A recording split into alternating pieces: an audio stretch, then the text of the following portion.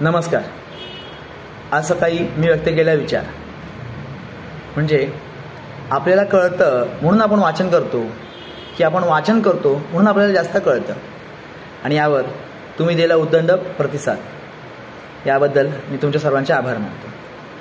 तुम्ही दिलेले सर्व विचार अगदी योग्य आहेत. चला तर मग मेंदूशास्त्र यावर काय प्रकाश टाकतं याचा जरा आढावा घेऊया. आपण सर्वजण काही ना काहीतरी वाचन करत असतो, पण वाचलेलं सारंच आपल्याला कळतं असं नाही. किंबहुना आपल्याला जे कळतं किंवा आपल्याला जे भावतं तेच वाचण्याकडे आपल्या मेंदूचा जास्त कल असतो. तरी असं का आणि कसं होतं हे जरा पाहूया.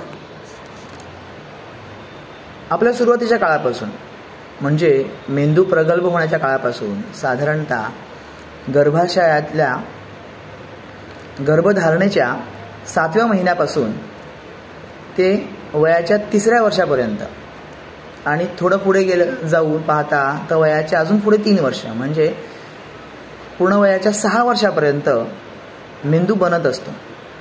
हे मेंदू प्रगल्भ होण्याच्या काळात आपल्या सेन्सरी ऑर्गन्समधून आपल्याला ज्या काही गोष्टी मिळतात म्हणजे इनपुट्स मिळतात, म्हणजे जे काही आपण पाहतो, काही ऐकतो, आपण अनुभवतो, काही वाचतो, या सर्व इनपुट्समधून आपल्याला जी काही माहिती मिळते, जे काही अनुभव मिळतात ते सर्व अनुभव आपल्या मेंदूच्या मधोमध असलेल्या हिप्पोकॅम्पसमध्ये जातात.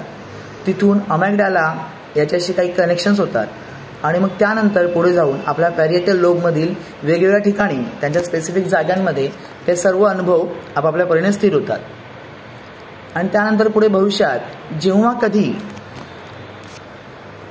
आपलं काही वाचनाशी संदर्भ येतो तेव्हा त्या विषयाला, एखाद्या स्पेसिफिक विषयाला पाहून वाचून जेव्हा आपल्या त्या पॅरिएटल लोबमधल्या आठवणी जागृत होतात, अनुभूतीला क्लिक मिळते, तेव्हा मग तो विषय आपल्याला आपला वाटू लागतो, जवळचा वाटतो, तो कळतोय असं वाटू लागतं आणि मग आपण ती गोष्ट जास्त आपुलकीने वाचायला सुरुवात करतो.